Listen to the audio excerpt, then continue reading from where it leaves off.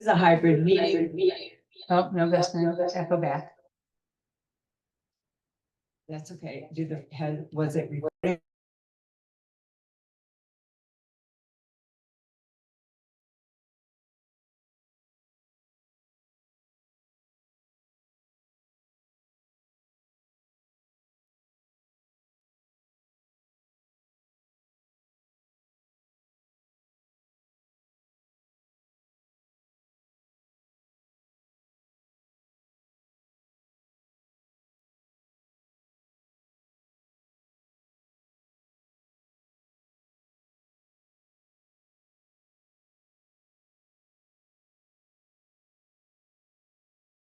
Mindy Harrington, and I think we're muted if I don't have this on. So I'm gonna turn down the volume on the TV so we don't have to hear it.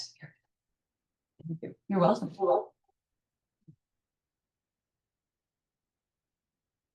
There you go. Okay, so reminders for hybrid meetings, which we're in the middle of. I did get some feedback at our last meeting that we were a little bit difficult to hear, and it was difficult to know who was speaking. So we adjusted the angle of the camera this week. I hope that's an improvement for public. And just another reminder to wait to be recognized, because that helps the public. It also helps Sandy when she's doing the meeting minutes if there's someone's name before. So if I say, so-and-so, yes, that helps. And let's try and keep the crosstalk minimalized. Okay, so we're going to move into our housekeeping approval of the minutes. So for August 13, the afternoon session, there was just a small detail there because Vicky came in late and there was some confusion about that. So everyone has received that corrected version, and we didn't have any content issues with it the last time it was presented. So if I could have a motion to accept the August 13 minutes as corrected. Motion to accept. Thank you. Second. Second. Thank you.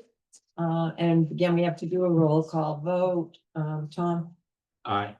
John, Aye. Sandy, aye, Vicky, and Dorcas. Aye. Abstain. So then moving on to September 11, our last meeting. And I know I had a couple of things, and I think John had a couple of things. And mine were little, they might duplicate John's. I did correct those. Okay, I don't remember what they were now. So on page 2 of the, did you get extensive? Yes, I did that. Yeah, I sent them on to Sandy. Did you get this one? Page 2 and I think that's decoupling instead of recoupling. I didn't forget that. Okay, Yes. and then this one, this man. Uh, 4. They're all just tiny things, no real content issues. Sandy, do you want people to submit them to you ahead of the meeting, or do you want to get them here? Well, I'm supposed to get them here and note them and once it's sent out, then I'm supposed to get them correct. Okay, all right, so we'll make that our practice. So I need a motion to accept these minutes as corrected. They were all just spelling errors, really. Motion to approve September 11th minutes as corrected. Thank you, Tom. Second. Second. Thanks, John. Okay, again, roll call. Tom, Aye. Don, Aye. Sandy, Aye. Vicky. Which one? September 11, our last meeting. Yeah. These were the ones that got sent out with the agenda. Yeah, I read this. Oh, okay. Yeah. Okay, are we good with those? Yeah. Okay, Dorcas? Aye. And I'm abstaining. You understand both of them? Mhm. All right, that. Because with the Robert rules, I don't need to, let's say tiebreaker. What's that? Okay. And do we have anybody from the public? Do we have anybody from the public upstairs? You don't see? There are 6 people there, Okay, including Matt, so okay. we have Jane Kane. Libby Couture, Matt Odin, Odin Ellis Architecture, Tim Arnold, and the town of Yarmouth. Okay. Nobody has their hand up to speak? Nobody has their hand up to speak. Okay, anyone in the Do room? that. Okay. Alrighty, so no public comment. We do have an update about Okay. our, There we go. everybody good? Yes. Okay, about our town hall liaison, which was something that was very important to me. And I met with Jay last week. So Jay Grandy's here at the table with us. He was at our last meeting too. And we've kind of gelled up the relationship between Jay and this group. So he is sitting at Bill's desk, but has a defined set of roles within, That's correct. and we are under that umbrella. Okay, so, so he's going to be monitoring things like the financial processes, and that was one of the things we talked about.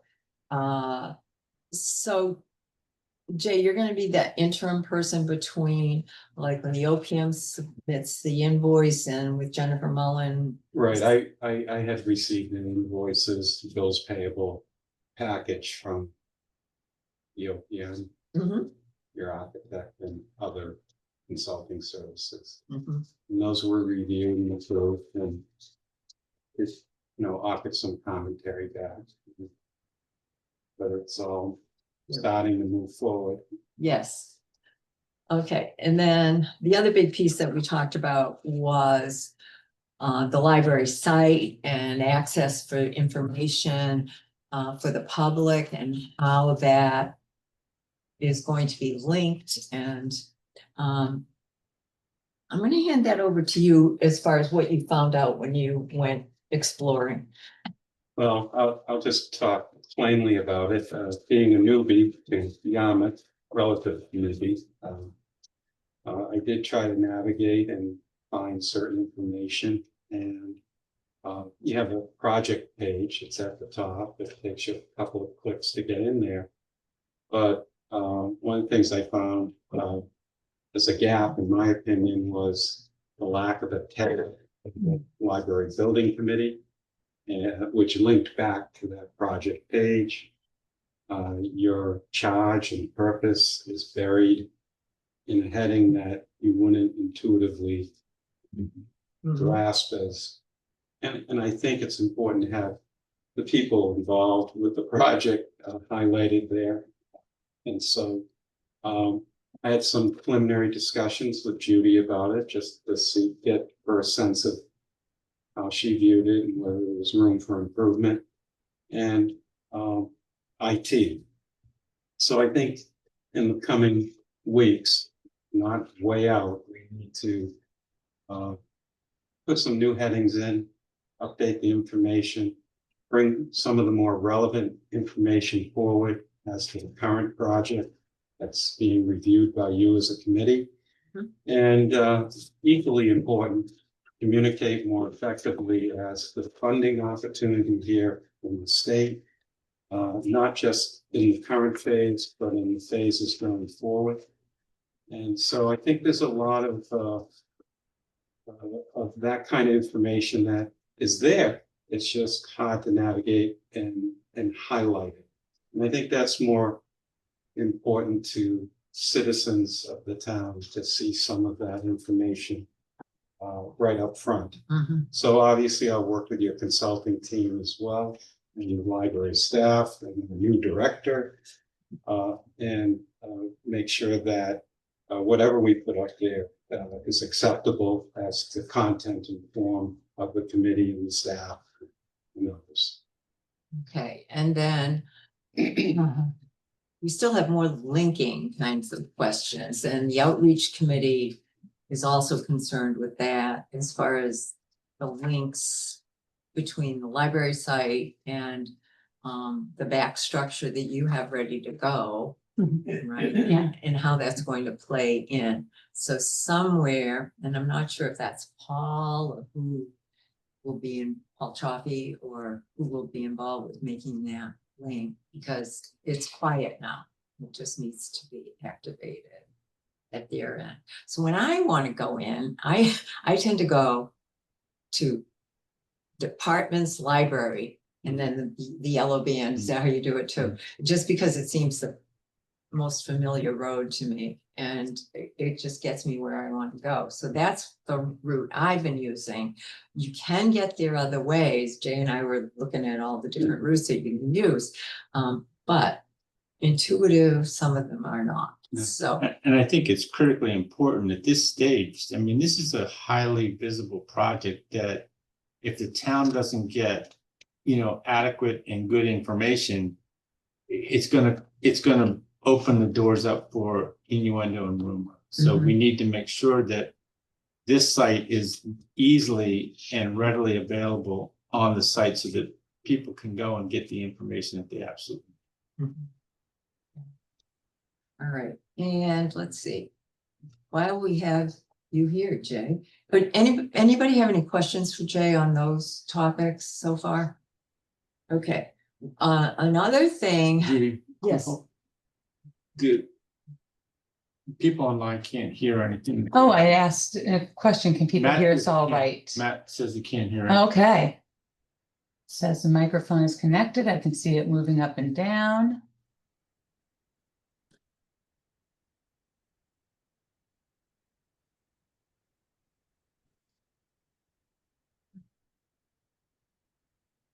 Connected mic audio 100%. I can hear now. Oh, Okay. okay. Okay. Can Thank you guys you. hear me? Great, okay, Yes. thanks. Another question that came up for you, Jay, was, are there other parts of the town that have emails? So that if people were interested, they went on the site and they said, wait, I don't understand this, and they wanted to send an email to the committee, or yeah, how might that work? I think there should be that type of link so you can see what some of the questions are, and then eventually, obviously, there'll be some repetitive questions and you can have frequently asked questions. Yeah. Yeah, I think that, as you said, it's a critical point in the project timeline to make sure the information is correct and consistent, so forth. But hearing from the public is critically important to know what questions are lingering out there. And I think that's the only way, other than a phone call. It'd be nice to be able to document the questions and be able to respond Yes, yes. in writing. Mhm. And, if somebody's like taking 10 minutes to poke around and they say, oh, what's this project? Yeah, oh, but I have a question. They're not gonna make an appointment with themselves to do that. So that would be something that we'd ask you maybe to explore for us. Certainly. And then the last one was, and this came up, I'm I sorry. did look at it from our end in our website. They do put a comment section on there. It will get emailed to the webpage host, which is the library. I'm not sure exactly right now what email it's hooked to, so I'd have to look that back up. But if we set up a comments page on our website, it would go to the library, which then we can forward on to you and to whoever needs that information. Yeah, so is that another burden for somebody on staff to be monitoring that? It's an email with a forward, so Oh, okay. it shouldn't be too Well, bad, but yeah. It's easy enough to get in there and see them. It shouldn't take more than 10 minutes a morning to check it and forward any information to others. Okay, do you want to weigh in on that, Jay?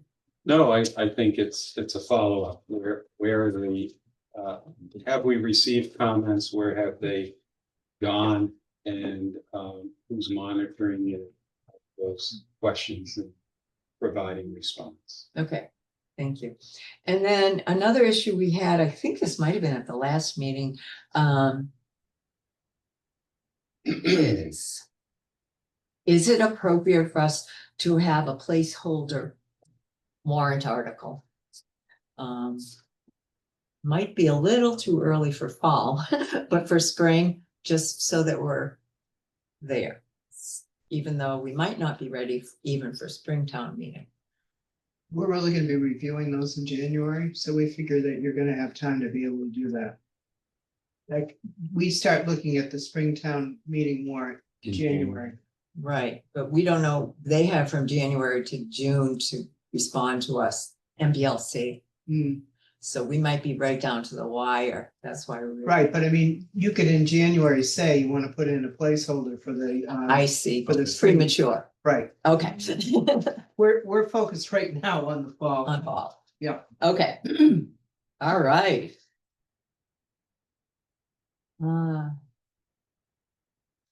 Okay, that's what I had for that item.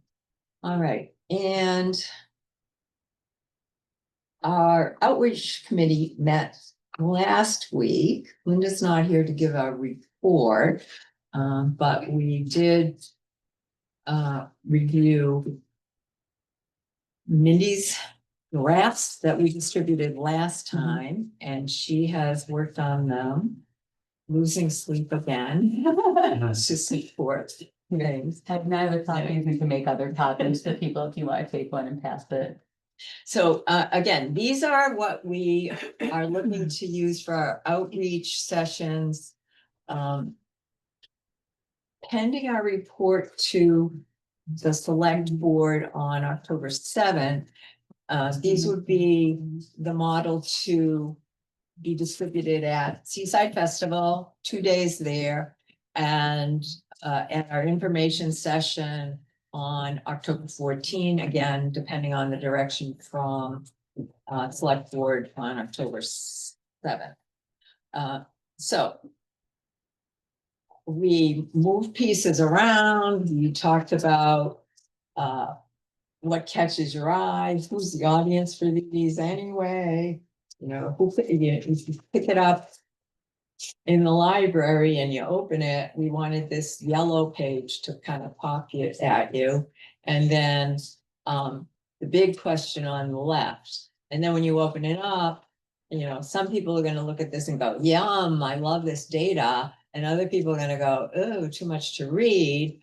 But they can go back here and say, a QR code, and that's where I can get my info. So we try to hit a bunch of different audiences with this one. I really want. So a lot of the info is similar to what you saw last time. And we did have a version where this side, these two panels were just text. And that's a possibility. I was the advocate for the data, but we could trim that down, or we could do that, because I think bar graphs are just a good flash. People can look at them quickly and see what's happening. We also don't want everybody to get their red pens up. So if you have something. Is that too callous? Yeah.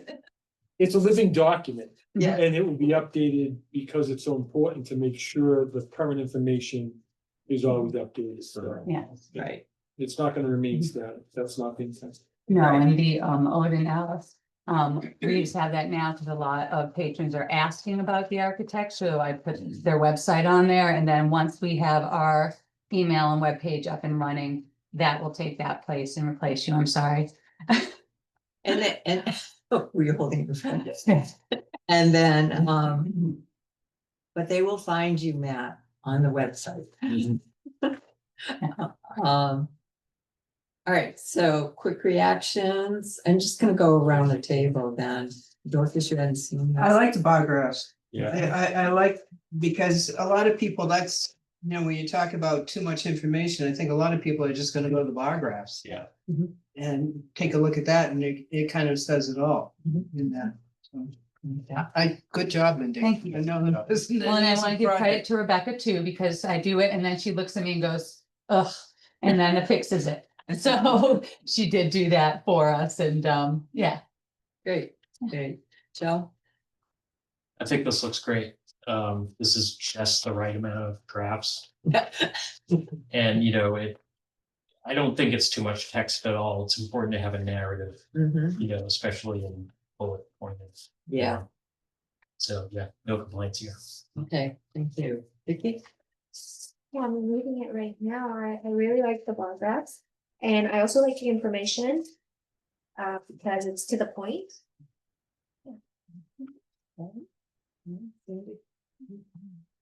Really nice. I didn't get to see it last time, but right. I love this big, why the new library question. I think that's the biggest question I've seen out on social media. And I also like the timeline on how we got where we're at. Good job. John? I think it's great, an incredible first step to be able to get people the information that's needed, so. Yeah, great job, Mindy. Thank you. Tom? I think it's great. Yeah, I love the high percentage increase. I wish we could make them pop a little bit more. I think that's, Yeah. I want to draw people's attention, but I love it. I think it's great. So one of the things I've learned is that we're limited to 3 colors. Okay, yeah. Well, we're just trying to keep it to the branding colors. We could put other ones in there, but No. that will, yeah. Draw the eye there and they might miss the other true. information if it's too Yeah. bold. No, I think it's great. And everybody's able to read, this is the language, the font is accessible to everybody. Mhm. Okay. I also wanted to hear Miss Phoebe. Yeah, I saw the earlier version of this and I think it looks good. You didn't want typo corrections? I do No, want we typo do, yes, corrections. We want those. Yeah. Yes, I will give you those. appreciate that, Okay, yes. thank you. David, anything?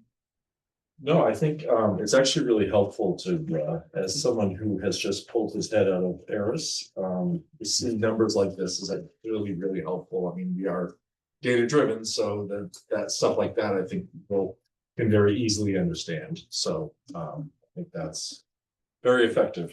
So Okay, and then I want to go to I can't see our online people. I can see them.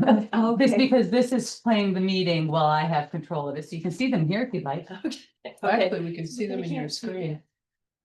Yeah, okay, so Matt, you had suggested that we clean up like the variations on the color bar graphs, and we actually left off one of the columns, so that was easily done. Did you have anything else? I know you can't see this. Oh, never mind. I can't see it, but it sounds like everybody loves it, so I'm sure we will too. Well, we did take that color suggestion. and I Good. can email them a copy. Thank you. You're welcome. Okay. All right, that's a disadvantage of it.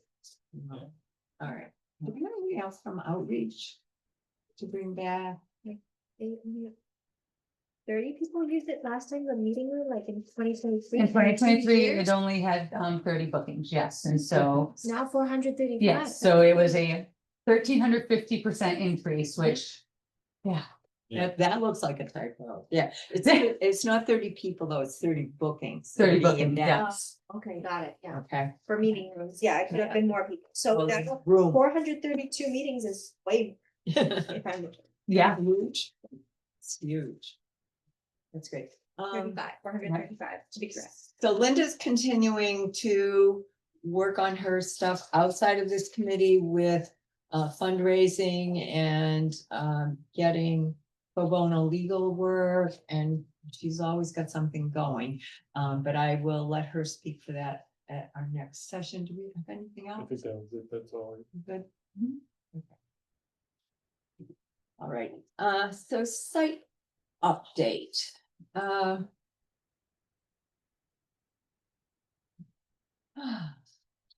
I think around this table, folks are pretty familiar with where we are as far as the site, but just to back up a smidge, I did pull up our charge, and this is, as Jay said, this is on that website, but it's labeled kind of funny.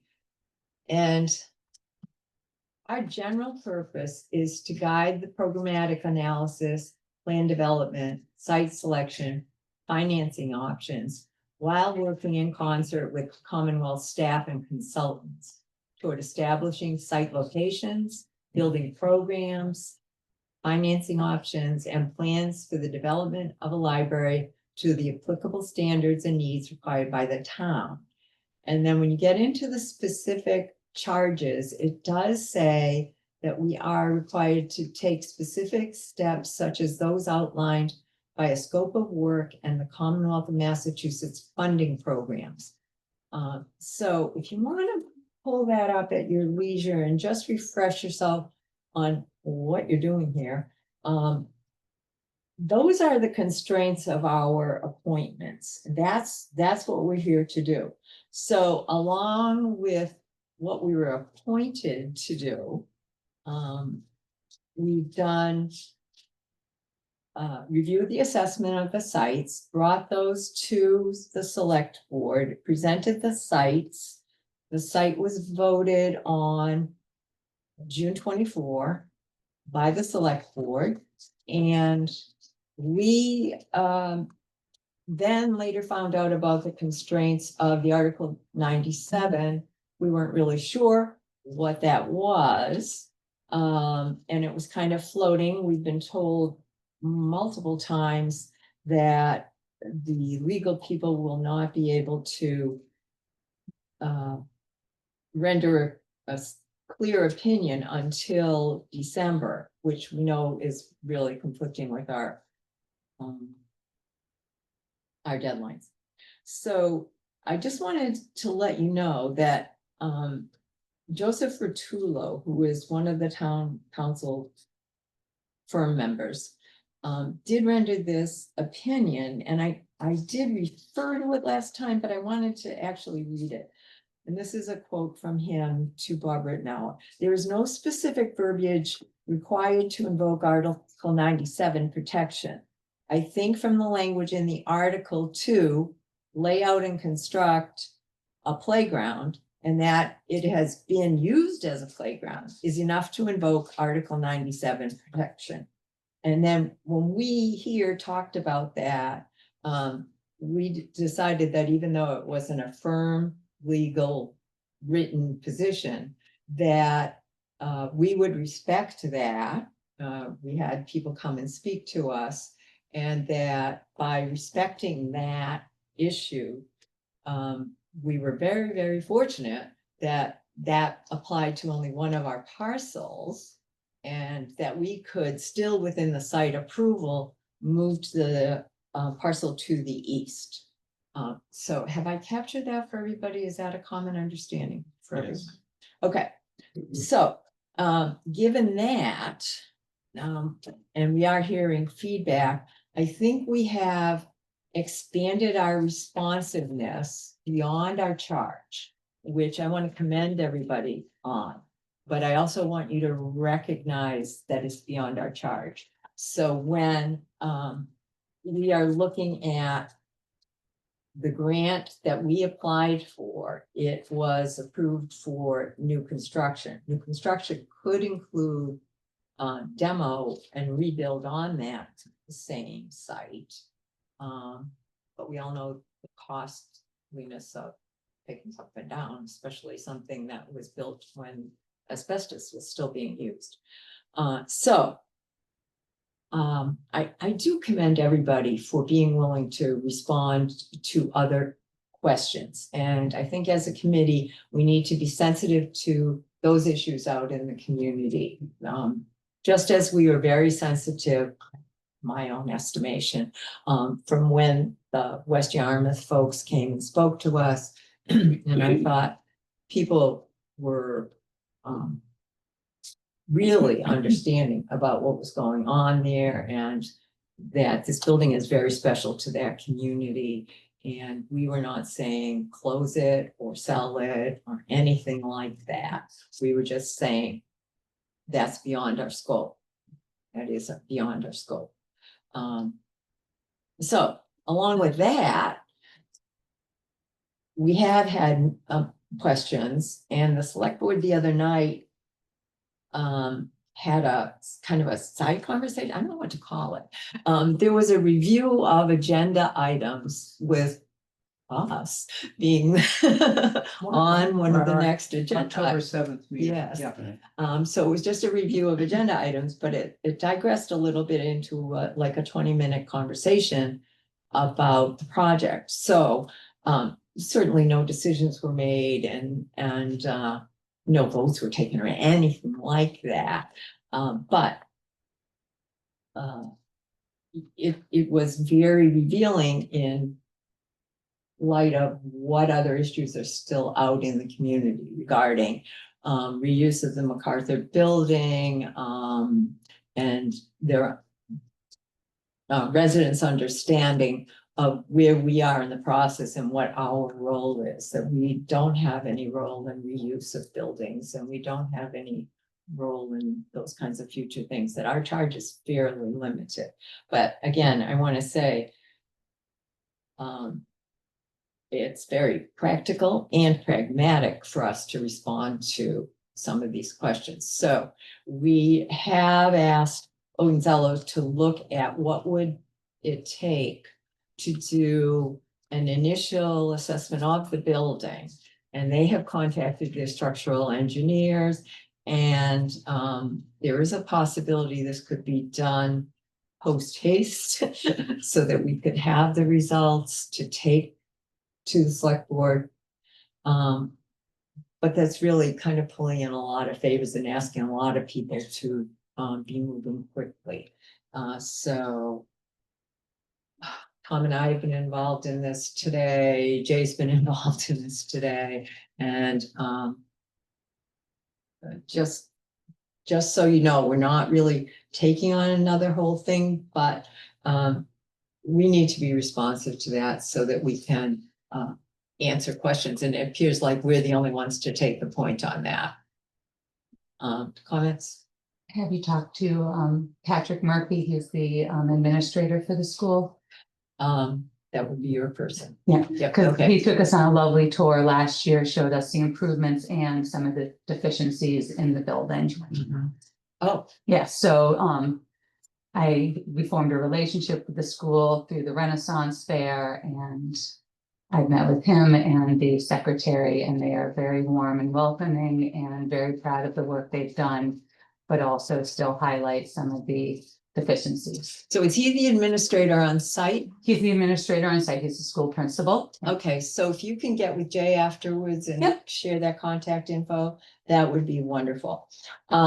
Judy, Yes, it may be worthwhile for everybody to hear what Matt said at the last meeting I was about just gonna do reuse of a school building Yep. to a different thing. And that really needs to be understood by everybody as to what happens when you do reuse. right. So you have in front of you, I'm sorry I couldn't get this, but it's hot off the press. This memo with Odenzello, okay, so to read at your leisure. But this really puts out very, very completely, and I think some of us who've been in these conversations have now lost track of who knows what.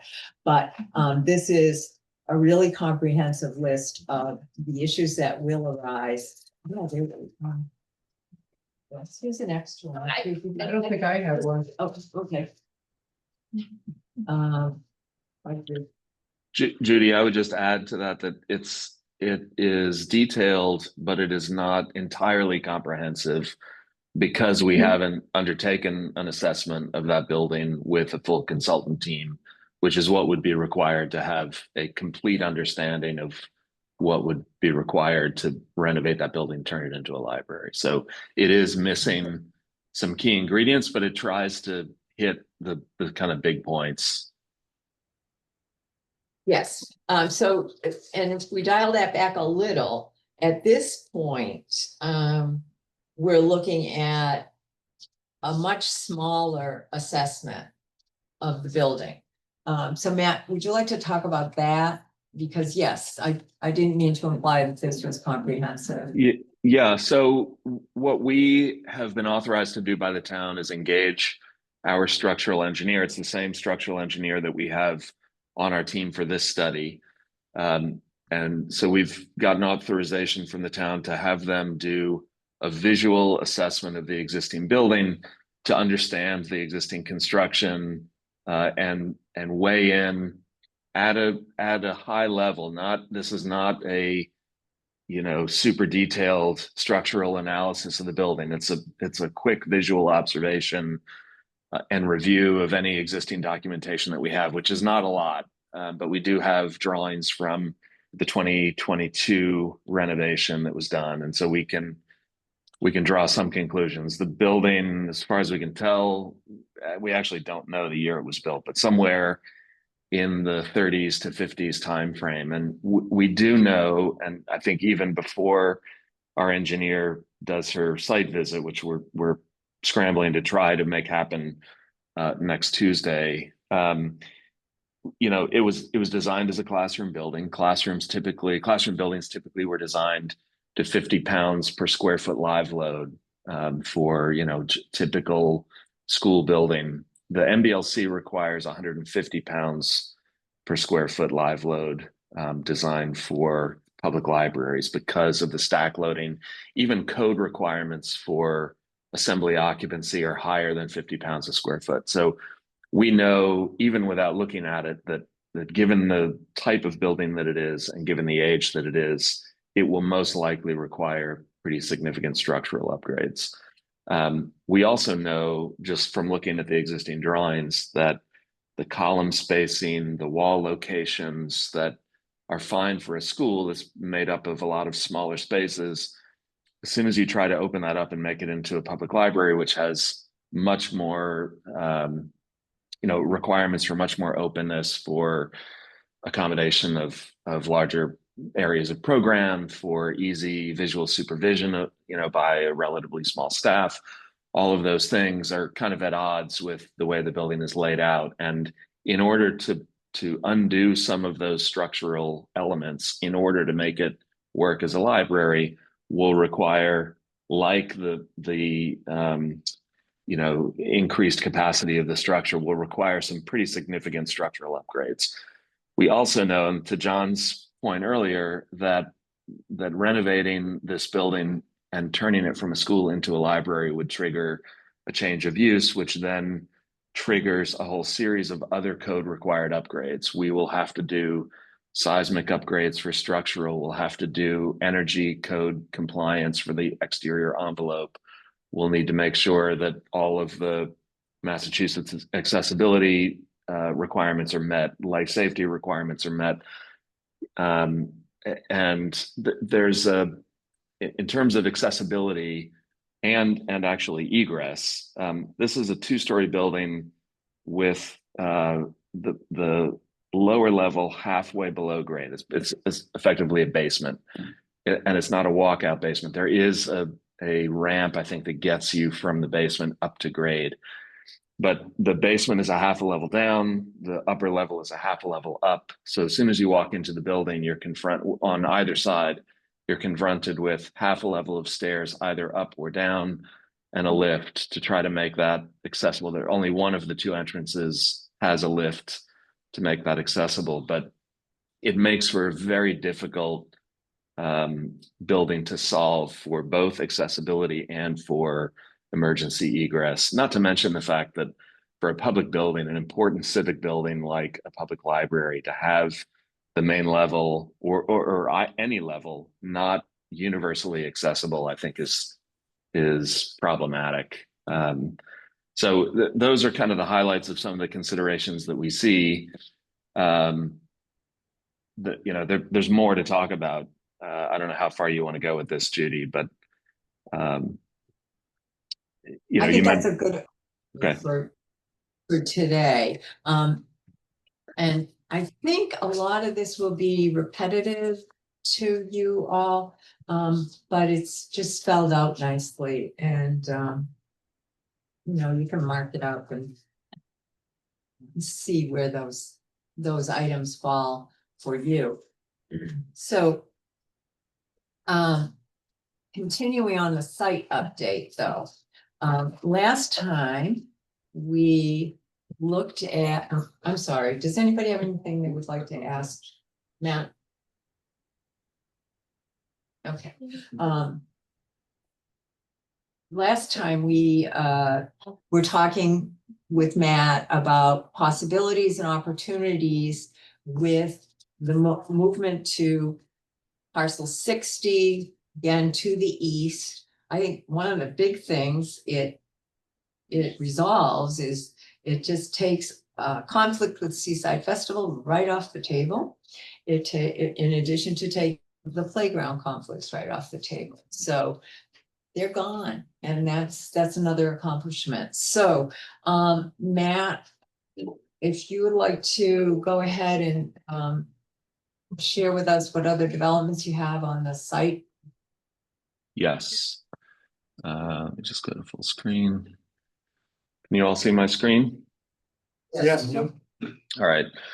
So I apologize to some of you who this preamble will be a recap of what you saw last week, but I know that there were a couple of people that weren't at the meeting, or sorry, 2 weeks ago. And so I wanted to give, and I'll do it as quickly as I can, a recap of where we were 2 weeks ago before we get into the new material that we want to share with you tonight. So there we go. So everybody's familiar with the site. This site is comprised of parcel 50 and 60. Parcel 50 being the open space, parcel 60 where the MacArthur School Building is located. I'll skip over this. This was just a summary of some of the bullet points that were in that memo, Judy, that we sent you. So when we first started looking at this and looking at possible locations for a library, not taking into consideration the MacArthur School for the reasons that we just went through in terms of the structural requirements, there are a whole host of reasons, not least of which is the fact that the MBLC grant will not fund a renovation project. And so, you know, somewhere in the order of 10 or 9.6 million to 12 million, 40 to 50% of the construction costs of this project would be forfeited if this was a renovation of the MacArthur School Building. So taking the stand that this is a new building on this parcel, looking for places that could accommodate that building, we pretty quickly ruled out this portion of the site that's between the access road and the boundary between parcels 50 and 60 for two simple reasons. One, the open space straddles that line. You know, you don't know that line is there when you're out there. So this little triangle of open space is contiguous with the rest of the field. It is unclear based on the available information if that open space would be considered protected under the same Article 97 protections as the rest of the open space that's on parcel 50. But in addition to that, we think that this area is too small to accommodate a 24,000 square foot building and parking. So we then looked behind the MacArthur School Building. While there's ample room there, it's level. We don't think that that's an appropriate place to put a new public library. It's marginalized by its location behind the MacArthur School Building. It's not particularly visible. It's confusing in terms of how you access it. So while we think there's enough room to do it there, we didn't think that that was the appropriate place for an important civic building to kind of tuck it at the back of the site behind another building. So that left this northeast corner, which is the preferred area of focus. When we look at that a little more closely, we understand why it's still wooded and why it has not been developed. There's a decent amount of topography in that area. The access road actually filled in between now there's a slight depression on the left side. There's a larger depression on the right side. And this highlighted area is roughly the flat area before you get to the edge of that that topography. This is about a 14-foot drop from top to bottom, but it's rather gentle. It's not. It isn't as dramatic as it looks in the topography, and so we thought that there was an opportunity potentially to organize the building, knowing that we are going to break the building down anyway into discrete wings. Organize the building around this topographic feature, have it located forward of the MacArthur School building, have it located close to Route 28, so it's visible from 28, it's accessible from Route 28, both for pedestrians and for vehicles. But it also kind of celebrates this context and makes something out of that. And I think experientially, I think would be a really wonderful spot for the library.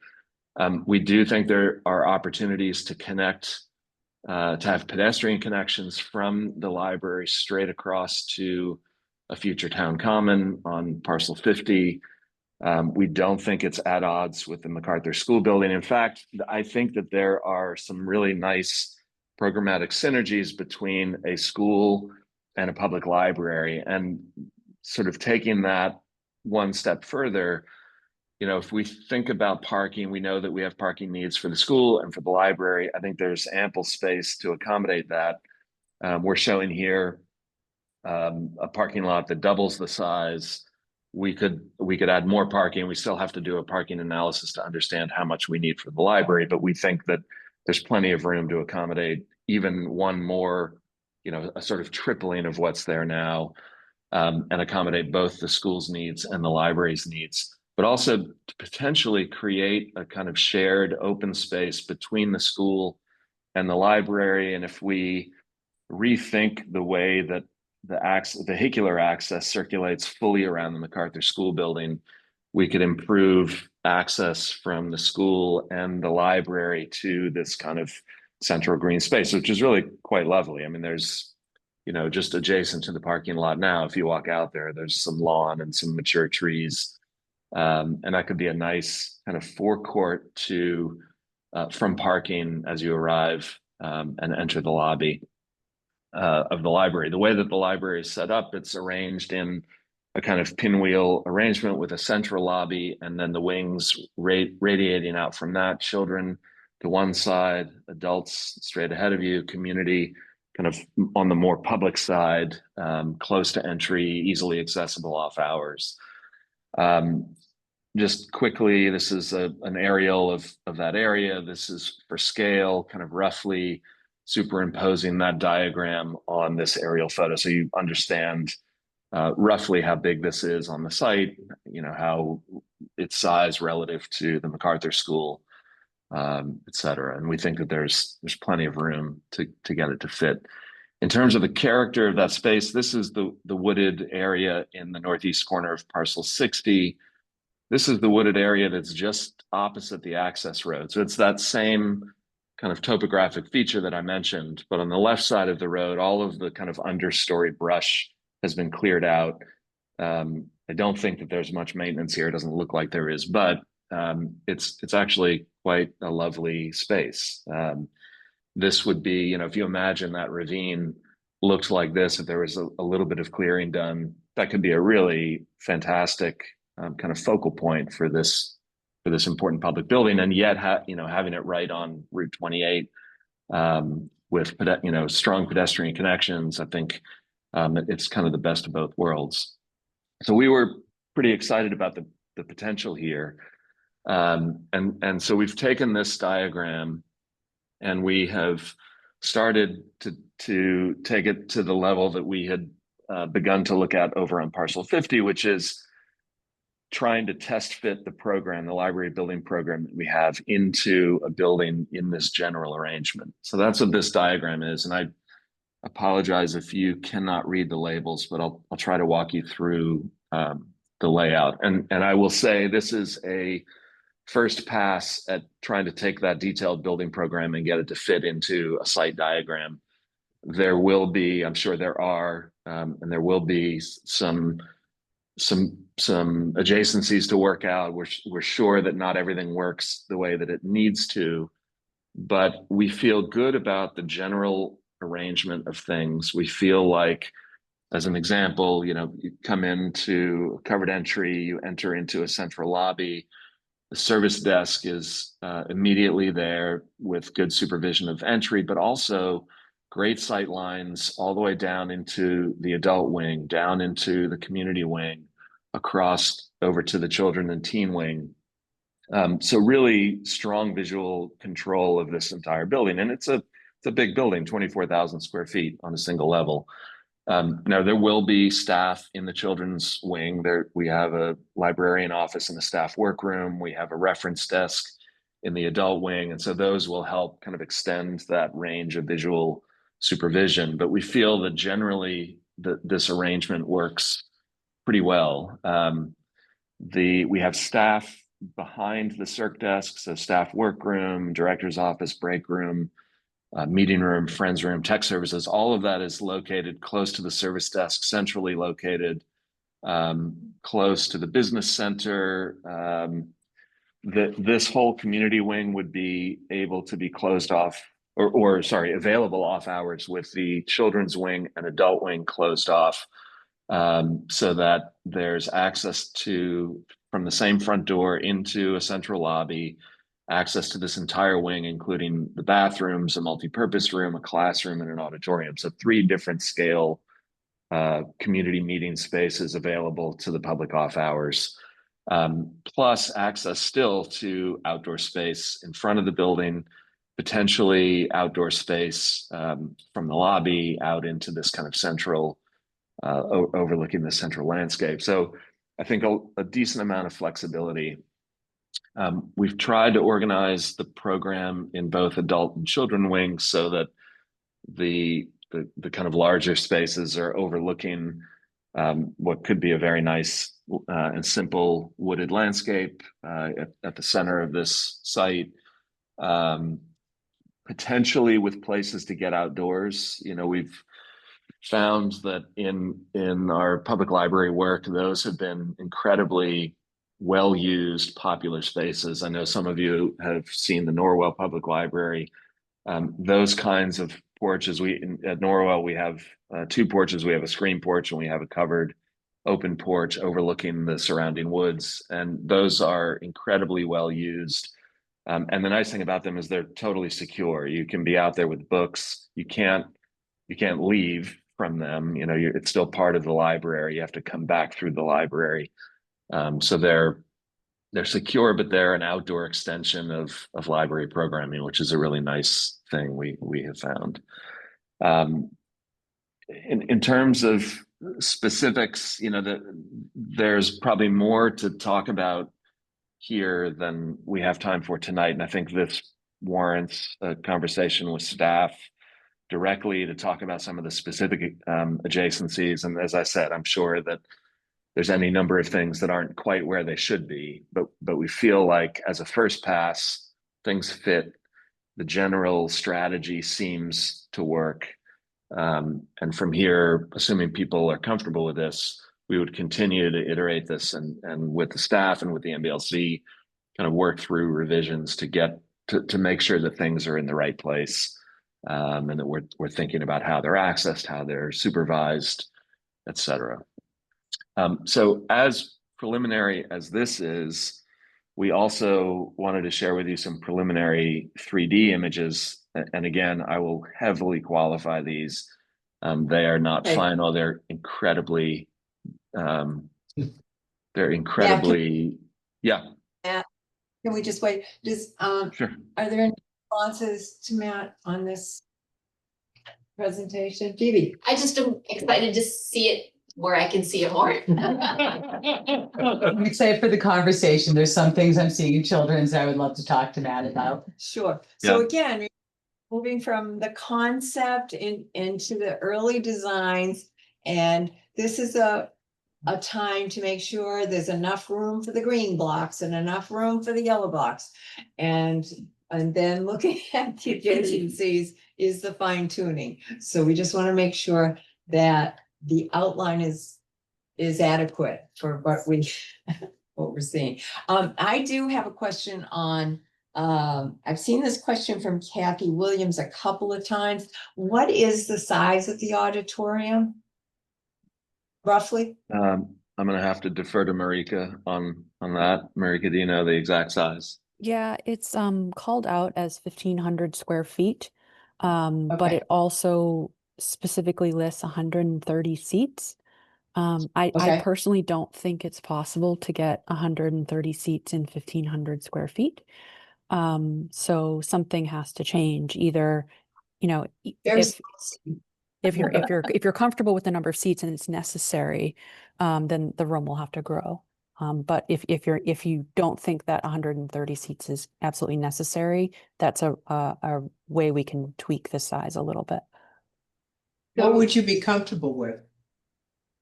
If we were saying that you have 1,500 square feet, what would you be comfortable with then as the number of seats in the auditorium? I have to look at it. I'm looking at a plan right now to see if I could. I think you could get closer to 120 or something like that. Or I think you'd have to lose 10 to 15 seats, something like that. Not something significant, just a little bit. That was what I was wondering. I mean, when you started, I'm like, does it mean 75? No. Right. I mean, I think it's somewhere between 10 and 20 seats. Okay. so does this mean that we would be scheduling another programmatic meeting with the staff like we did before? I think I just sat in on that, but where we went through everything. Well, I mean, I- I should say that I have quite a few questions about children's, which now I know Mindy also has some comments about children's and some layouts. So whether you want to deal with it here on the call or have a separate call, I have several questions I'd like to get to you. I think it makes sense as a separate call for two reasons. One, I think it will very quickly turn into a very long meeting for everybody. But also the NBLC has a copy of this and will review it pretty quickly. They've been very good about getting comments back to us quickly. So I shared this with Andrea Bunker at the NBLC. I'm sure that in the next couple of days we'll get comments from the NBLC, and I think it probably, well, we'll see what the comments are, but it might make sense to have Andrea participate in that discussion with staff about some of the specifics. So Judy, I do think it should be a separate meeting. Oh, definitely. Yes, totally agree. Okay, all right. So Matt, back to 3D. Right. So as I said, heavily qualifying these, but we wanted to start to get a general sense of the scale of this and the kind of feeling of it on this site. And so we took this very quickly into a 3D modeling program.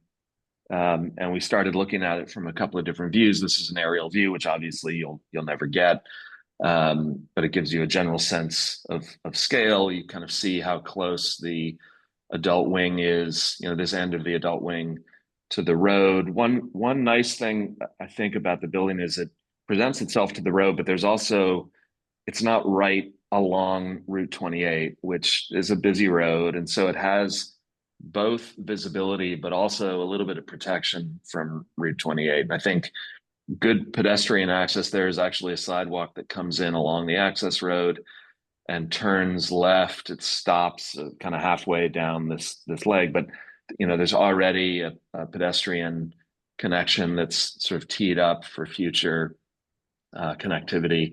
I think it's possible to imagine another way of approaching more directly from Route 28 along the building this way back to the kind of centralized lobby. So I think that those I think are appealing aspects to us.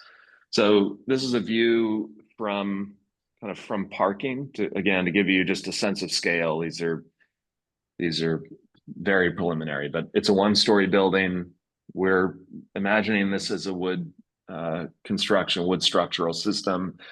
The community wing is on the right here with the main community room closest to you. There would be covered entry porch to get you from parking back to entrance. We don't want parking. We want parking to be close enough, but not right on top of the building. And obviously we've got to consider where accessible spaces are. But we think this is not an unreasonable distance from parking to front entry. And if it's covered, it facilitates access. From the other side, this is a view kind of from the ravine looking up towards the building. So again, really just for scale, you're seeing the adult wing, so the furthest away from you. The children's wing is kind of in the foreground to the right. Lobby would be connecting the two in the middle. And then a view from Route 28, looking kind of through the trees, you would get a glimpse of that kind of central area and the children's wing beyond. This is the adult wing, the end of the adult wing that you're seeing along Route 28. And I think at night, having that building lit up and, you know, seeing that through the trees, I think would really be quite lovely. So again, these are super preliminary, but it's our first attempt at trying to understand the scale of this and putting it into the context of the site. So that's where we are with the development over the last couple of weeks since our last meeting. Okay, reactions, question? I will just highlight what Matt was saying about the school. I do think it's a wonderful opportunity to offer them support. I have visited all the schools. This is the one school without an art program, without a library, and without programming. So this is a wonderful opportunity to be able to work with a school that doesn't have those in place yet to provide a enrichment to these children where that's not provided for them. Okay, so did you? This has been very helpful. Thank you, Matt. I'm someone who, when you say 24,000 square feet, I don't really know what that means. An abstraction, so, and this is more encouraging than I thought it would be. This is a really ingenious use of the space. Okay, more encouraging that it would actually fit on that site? Yes. Oh. Okay. Anyone else? Yeah, hey, Matt, Tom, this is, I just want to commend you and your team. I think these initial renderings are just, you know, you can really see some really great potential here, and I just want to thank you guys. Good. Okay, I'm just going to try and reflect some things we have heard from the community in our past sessions. And just kind of globally, there is a concern about not too modern and be sure it looks like it's on the Cape. So whatever that means to various folks, could mean, you know, bricks to fit in with that neighborhood of brick buildings. It could mean classic Cape gray, you know, shingles clap. But we have heard that. And I just want to represent that from what we've heard from the community. I can add two, Sure. one or two more of that. There was a concern with parking at one of our outreach meetings to the Yes. community space. Yes. We have had somebody drive down our sidewalk here to get better access to this building. So, that is something to keep in mind, and regularly, people are parking closer so that they have closer access to this building currently. So, there was a concern about that from our outreach. And there was also, I forgot to mention this, Linda Callahan was concerned that there would not be a book sale area. Because that is, I saw a friend's room, but I don't know what that includes because they expressed wanting a workspace and a book sale space, so. Well, they may, Yeah. yes, they got a room.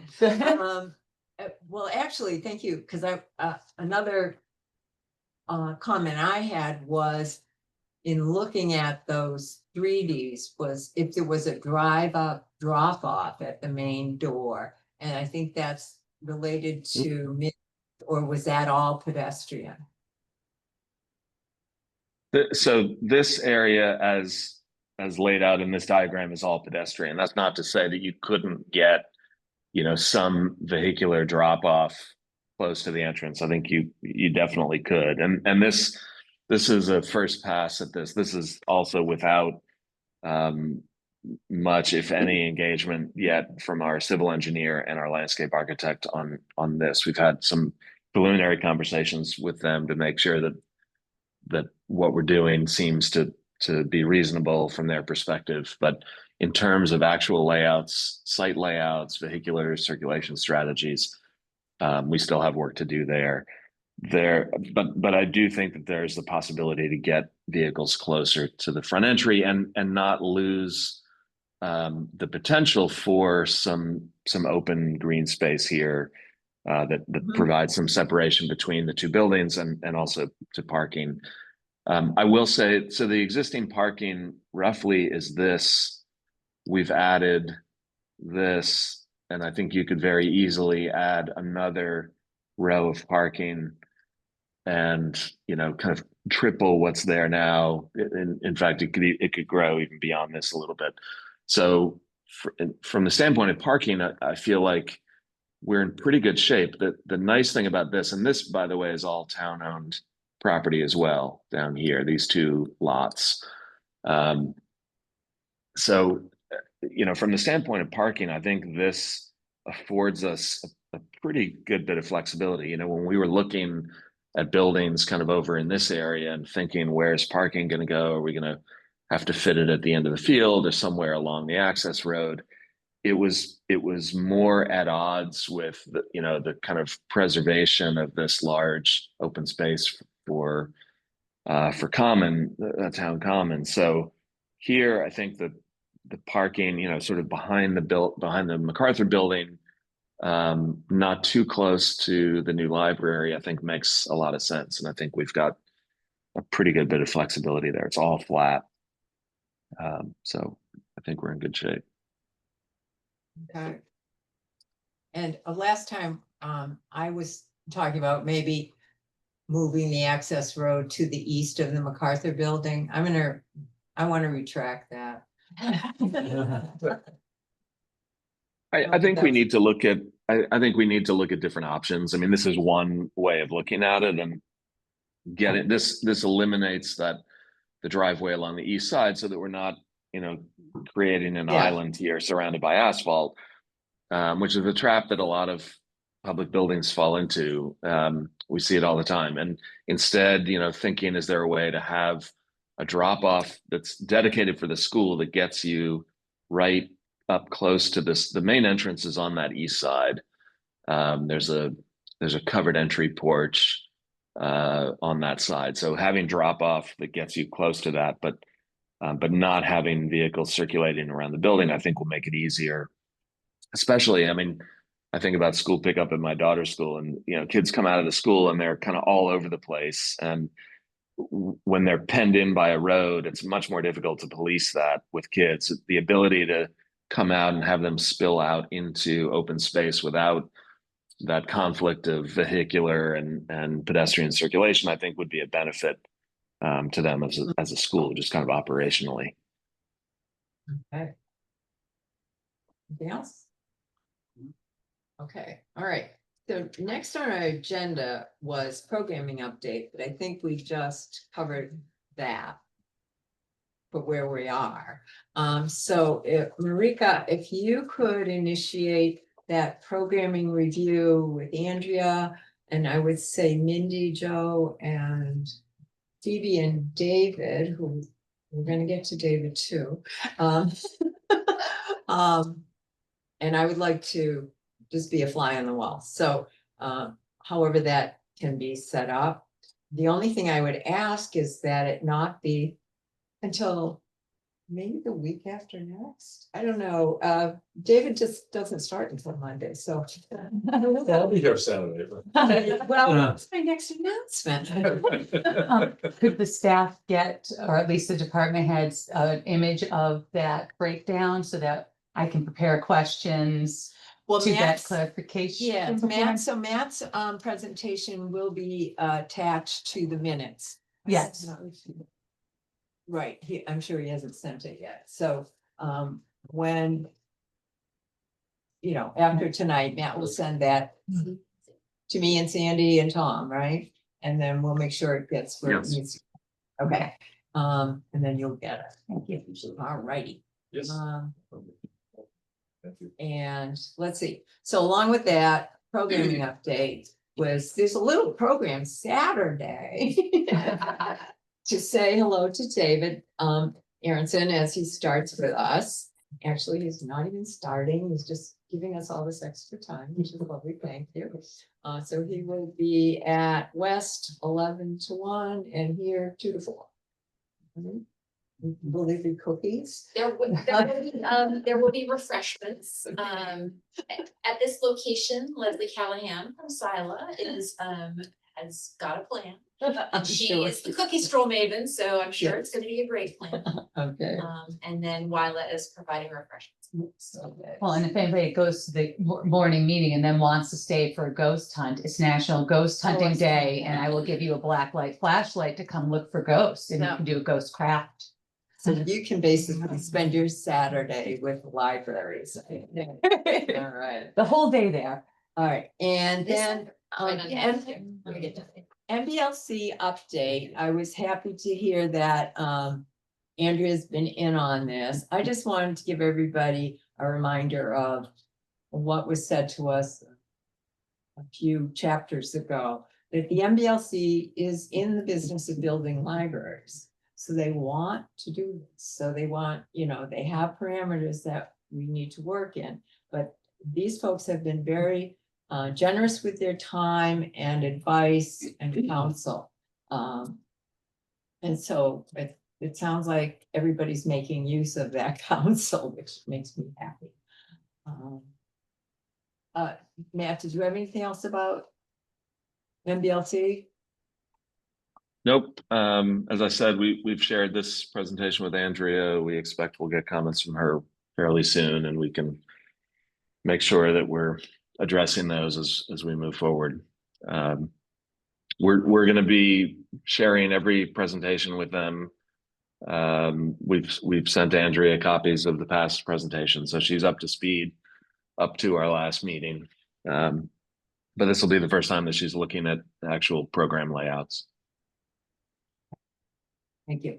I missed one piece of housekeeping. I didn't put it on this week's agenda because I hadn't forewarned you, but next agenda, we will have executive session because we still need to take care of the minutes from our executive session from May. I'm not sure what the date was, but when we did the interviews. So as part of that, in order to do minutes from executive session, you have to go back into executive session for the same stated reason, review the minutes, close out the executive session and return to regular session. So that's what we'll be doing next time, just so everyone's prepared. It's not a surprise. Okay, Can I bring up something? sure thing. That isn't on the agenda, but there's a select board meeting that's gonna be coming up on October 7th. I really think we need to speak to that. Matt, are there gonna be any figures available for us on the MacArthur School for our select board meeting in 2 weeks? When you say figures, what do you mean, Dorcas? I mean, your analysis, your structural analysis of the building, you know, like, is it I'm assuming that part of what we're gonna get is you're coming back to us and saying this is either possible or impossible. What- Yes, I mean, we'll have the structural engineer's initial take on what would be required. We won't know what the costs are associated with that, but we'll have a general sense of the level of difficulty. And I mean, look, anything is possible, right? It's just a question of how much it's going to cost you to do it. And Right. at what point does it make sense to spend that money on a building like that is of a certain vintage and has certain physical limitations versus spending new? So I will try between now and the October 7th meeting to have a conversation with our cost estimator It won't be a cost estimate of the structural report because I think we'll be, if we're able to get our structural engineer in there on Tuesday of next week, which is the only day she's available, that will give us just enough time for her to present a report to us by the 7th that summarizes her initial findings. So we won't have time to have any cost information based on that report, but we can probably have, a general sense of, renovation costs for a building of this vintage, for this kind of project is probably going to be in the range of X to Y. And, Right. I want to be careful about that because anytime you put numbers out there, they tend to stick, and it's very difficult at this stage without anything concrete to base numbers on. And every building is different. Every site is different. But I do want to try to get an order of magnitude so that, when somebody says, oh, we could renovate this for $8 million and turn it into a library, that's, I think we want to be able to comfortably say, no, that's not accurate. You're looking at more like, this number. And I don't know what that number is yet. But, if we can get a range of cost per square foot renovation of a building of this vintage and type, I think that might be helpful in terms of thinking about the calculus. If in order to make the numbers work, if you were to renovate that building and forfeit a $10 million grant from the state, the cost of new construction, assuming it's $1,000 a square foot for a 24,000 square foot building, that's a $24 million project. If the state pays 10, the town's looking at 14. And so you would have to be able to renovate that building for $14 million or less to have it be a kind of cost neutral proposition. Right. Right. So I want to try to see if I can get a sense from our estimator of how far off we are from that number. And I suspect we're pretty far off, frankly. It's generally our experience is it's not cheaper to renovate buildings, especially, with the extent to which renovation of this particular building would be required to turn it from something into something else, from a school into a library. I hear you, Matt, but I'm just letting you know that I think the direction that the board is going is they want to be able to make a somewhat informed decision about whether or not MacArthur is still on the table or off the table. Yeah. So, what you can come in with for us on October 7th. And at the same point, I would see that we're going to have a presentation of the new proposed site, all of that. This will all be part of the discussion. I also highly recommend, putting in all this kind of material into the select board packet as well. But just so that the thought process of the board is not looking at only staying within the purview of the library grant.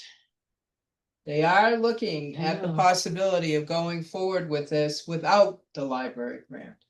And on behalf of the board, I commend all of you on the work that you've done and your ability to be a lot flexible, let's just say, on this whole thing. But it's kind of important. We're trying to accommodate what the people want. And it's amazing the groundswell that has started over all of this. And so we're just looking at, when people hear new building, they immediately start thinking, and, they think rehab, it's not going to be. So we just need to look at the alternatives. It's not to say that one or the other has been decided, but we just need to have a little bit of information. And Matt, it sounds like, the square footage would be excellent for us to have, a rough guesstimate of that available to see what we're going to do. And the cost per square foot. And let me just say that I'm very impressed with what you've come up with for this location. Me personally, I think that it's excellent work, and I could really see a library like that there. But we need to have the opportunity, I think, to allow the voice to hear from the board, and they're also asking that you come back on November 4th. Currently, on our agenda for the 4th, it's kind of like wide open. So the talk has been, I know that you've got a public meeting on the 14th, but if you think about it, in town, there isn't anything more public except for town meeting to a select board meeting. So to be able to really, you know, say, okay, this isn't just gonna get 20 minutes of your time, this is gonna get, you know, good lengthy input from the public. I think I know I personally would need that, and I'm sure all the other select board members need it as well. Well, I think then that we'll need to get that direction on October October 7th. Because the October 14th was just a reservation of the room. Because, you know, we can't just like go off and do a public hearing, particularly when we had no person at town hall to help us with that. Right. So, not that I'm an unknown up there, but, but so that was one thing. And my understanding from listening, to the meeting was that they wanted November 4 to be a public hearing at the selectmen's meeting. We So do. that could We be, do. that could be the direction we receive on the 7th. We Right. could also do another public meeting ourselves, as we've done before. Yeah, but to what end? Personally, right, I mean, Okay, and I John's, think you've all been We so. have a request from Tim online. I Okay, think we that have- you've all been just so generous with your time that I don't want to see you using your time not wisely. And Mhm. I think you can't get more public than November 4th. And by having a date like November 4th, it's putting enough time out there Mhm. for us to have a fuller fledged presentation. And get these out. Okay, so Right. John's been waiting. So going back to October 7th, Dorcas, like you were saying, I think Matt and even the teams really need to know expectations from the board, because again, you want apples to apples.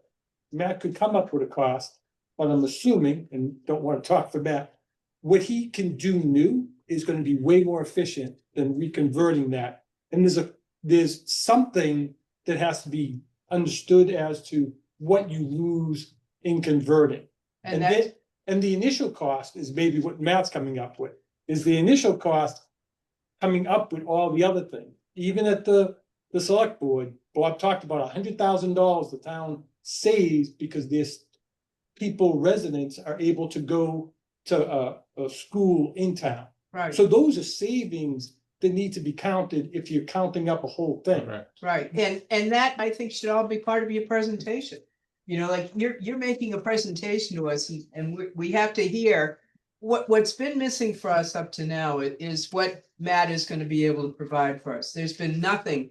It's like the mystery building over there, MacArthur, you know, at least now we'll have a little something to understand. I mean, yes, I mean, code wise, I mean, we don't meet earthquake now or hurricane or, I mean, like, there are so many different things. We understand. Envelope. Oh, so many things, Okay, but we need to at least hear it.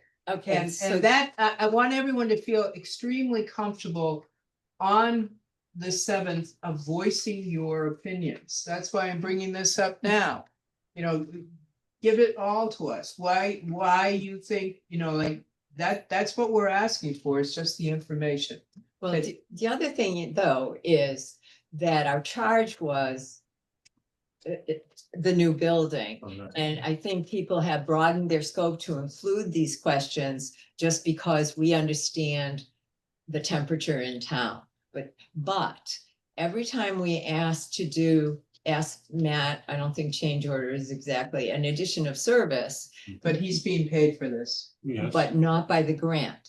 Then that's No, coming but out of, if the town is taking care of it, though, we're not Yeah. asking him to do something. yes, no, I Right, we understand. Understand that. Yeah. We understand that, So- but everybody needs to understand that it is an outflow. Right. Okay, Mindy has her. Well, and hand Tim up. also has had his hand For up, Tim. so I Okay, also have one, but Tim's okay, been waiting okay, longer. Tim, I was just gonna chime in and say that yes, I think that it is valuable to gather this information about MacArthur to again present it to the select board and present it to the public. But I think ultimately we need to be looking at these as two lanes running in parallel, right? Whether there's, no matter what the decision is made on the MacArthur building, whether we want to reuse that or not, we still have the looming December deadline, right? So I don't think we can lose focus on moving forward with the kind of design that we, are progressing with to get to that point in December, while also looking at, the MacArthur building. I just want to make sure that we're not losing focus on that. And I think we need to address the MacArthur building. But again, it's kind of as Judy was hinting at, right? It's with this committee and what Odin's LO is currently tasked with, we need to make sure we're going to be hitting those milestones so we're not losing out on the grant if that is the direction we end up going. I totally agree. I'm just saying that the select board wants to have a more detailed information before them. Go ahead, Minnie. Okay, What- my question. I've gotten many questions about using the MacArthur School and I don't answer them. I say, do you know it's a school? 98% of my answers is no. Right. So my question is, are the people asking for the reuse of the school, are they informed that this is a working viable school with Great children in it? point. Because they think it's abandoned. Great point. Well, and we're asking for information on the MacArthur School as well. So Yeah. it's not like, we're looking for a whole lot of information. Right. And let me just say that out of the wild blue, let's just say that we went with the MacArthur School. All right, let's just say, and that's way beyond the purview. Yes. I think you would find that the select board would like to see this committee continue. We would change your change your charge. What you've done up to this point, we got so far in 2004 and then it just died. And what we're trying to make sure is that now in 2025, it comes to fruition one way or the other. And we're juggling with an awful lot of things. The amount of money that we're spending in town right now. Yeah. The priorities. I'm sorry. No, it's Go ahead, fine. Tom. I just want to make a kind of a nitpicky comment, but it would have been, I think, helpful, and I'm not trying to throw anybody under the bus here, that if the charge would have been find a new site and take a look at the MacArthur building at the same time, and we could have done that. Yeah. It would have been, if we had been instructed to go that route at the beginning, this would have been a much easier process. And I hear you and I agree with you. Thank you. Yeah. I do. Thanks. I do. Can I add something to Tim's comment? And Dorcas, this is sort of a little bit in response to your request to be prepared on the 7th to talk about MacArthur. I want to make sure that everybody understands that the process here is we're submitting to the MBLC at the end of December. The MBLC then reviews our proposal, which has to be for a new building, right? That's what the planning and design grant is funding. So that's what we're charged with doing. There's time between that submission at the end of December, their review of it, our then cost estimate of it, because they don't want us to do a cost estimate until they've reviewed it in the event that they have changes that they want made. So we're talking about several months of time from the time it gets submitted to the time that it is possibly reworked, it's estimated, and before it even then would go to the next step, which is going to town meeting to ask for the town to vote to support the project. So submitting it at the end of December isn't a guarantee that this is a done deal. It still has to be approved by the town at town meeting. My point is that if we keep our eye on the ball here and we work on this deadline to submit by the end of December, there's time there to then, once the decks are cleared, focus on the MacArthur building, do a full assessment of it, understand the kind of full range, the full condition of the building, the full range of cost of what that would look like, and not have that sort of impact the charge that's before us right now, which is trying to get to the submission by the end of December. We could try to do it concurrently, but there isn't I guess my point is there isn't the pressure to have that by the end of December like there is the MBLC submission. And I think there's time to still do that exploratory work, have that part of the mix for consideration before any decisions are made, before it goes to the town. And obviously before it goes to town meeting, it's going to go back to the select board, I imagine. It's probably going to be, a number of different opportunities for community engagement along the way. So I just want to put it into that larger context so that, we're not thinking that at the end of December, a final decision is being made about this project. For an assessment, full comprehensive assessment of the building, how long would you say that would take, kind of from start to actual report in hand with, kind of concrete findings? I mean, I think we could probably do it in 2 to 3 months, no more than 3 months, I think. But we could probably get it done in a couple of months. And I think where that- I'm Go ahead. No, where I'm I'm sorry. going with it is if we start that in January, immediately after the, MPLC, submission, we would still have that by March, April, Yeah. in theory, March. before a May town meeting, before, we Yeah. need to go to, any, Yeah. before we're asking anybody for money. Yes. I guess is what And I was that hoping. should al- Right, and I think that should also be stated at the select board meeting. So to Matt's point, what we're trying to do here is leave 2 doors open. We don't Right. want to shut any door at this Right, point. no, I agree. I Okay. agree. Okay. I personally agree. Okay, I just wanted to make I sure agree. that that's where we're going. That, what comes out of the select board, I'm just, we'll have at least. I agree that the charge, and I think a lot of the select board members are saying that they didn't really give you. As much detail as there should have been in the charge. Okay. But, and it's great to hear that there's still time. To have that kind of decision made, I think that all has to be explained at the select board meeting on October 7th. Okay. So I would ask, who's gonna be able to come to the select board meeting on October 7th? Be there. Yeah. Okay. I'll be there. Great. Matt, are you available? Yeah, Yeah. I'm planning on being there. Great. Yeah. Are you coming in person or are you gonna be on Zoom? Doesn't really matter. You can be I either. will, I am planning to be there in person. I had hoped to be there in person tonight, but the weather and traffic was not cooperating. No, I hear you.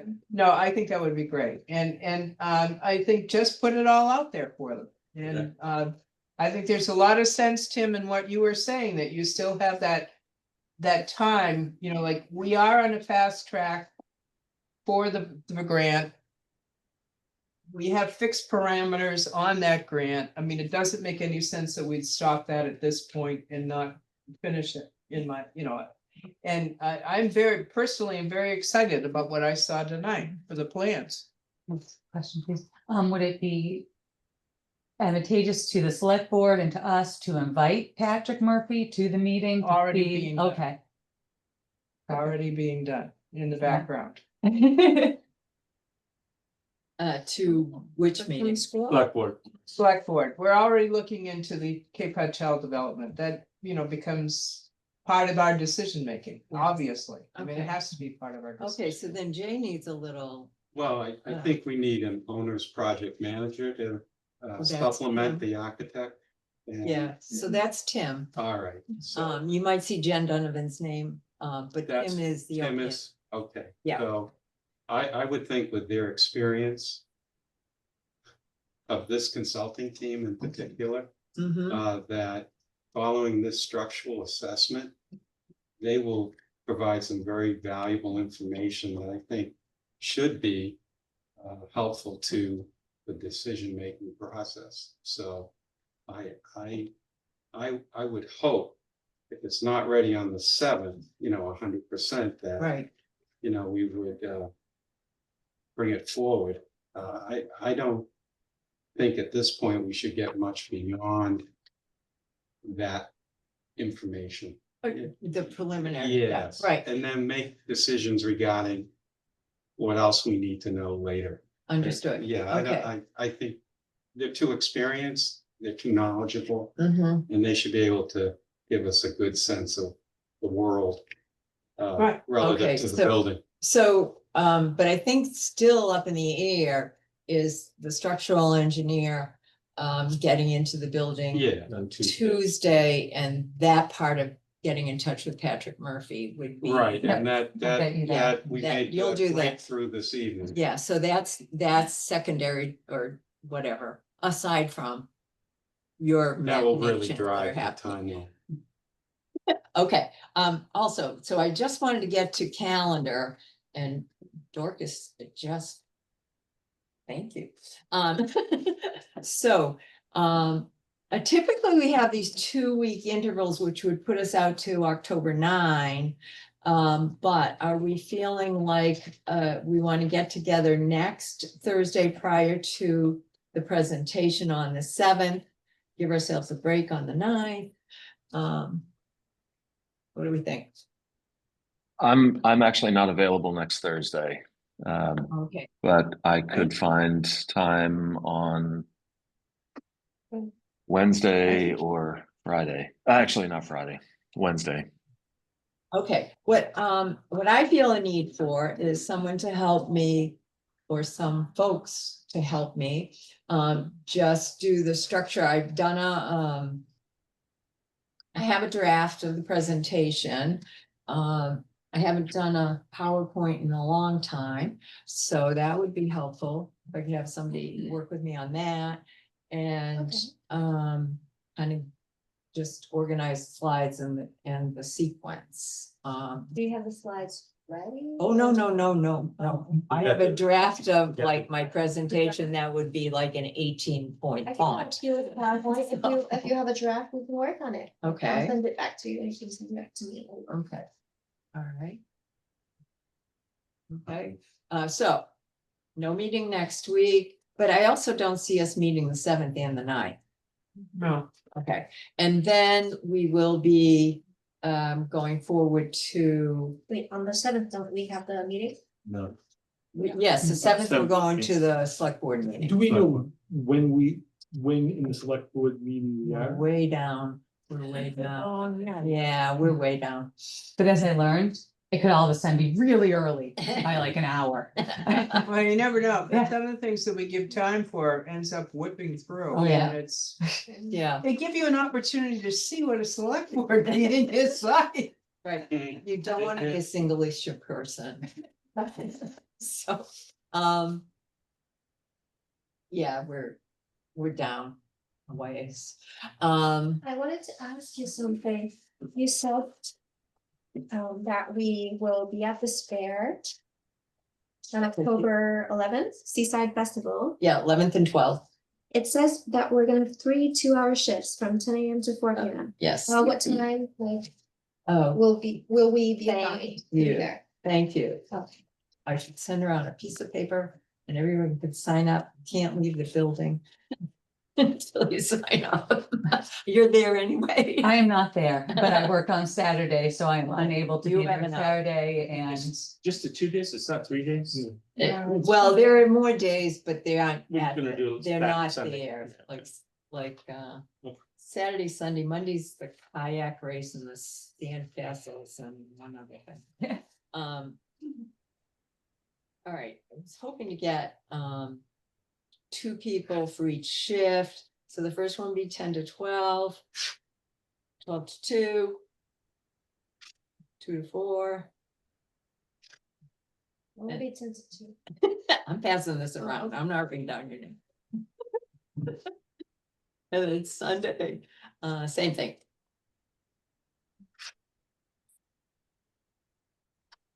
And then if something comes up, or you're able to do extra time, that would be nice too. So there you go. Thank you. All right, thank you for reminding me of that. I did have it. Can someone just be on Saturday for 2 shifts? Sure, if you want to be there for 4 hours, sure. I don't mind. Okay. I think it would be nice to have 2 people there. It's kind of nice to keep company, but Kathy Williams will be there, I think only on Saturday. All right, anything else for the good of the order, Indy? No, I was just wondering if they have to, our people have to stay here, or if this is just kind of boring stuff, if Matt. No, we're gonna, I'm gonna take it out, I'm taking. I didn't know that if they motion wanted to for leave. adjournment. Okay. Yes, Motion to adjourn? Thank you, Tom. Second, John, thank you. We'll just do this as a voice vote. All in favor? Aye. Opposed? Okay, motion carries. Thank you. Thank you, Thank you. everyone. Thank you, Bye. everyone. So I'll be. Thanks, everybody. Have a good night. Thank you. Well.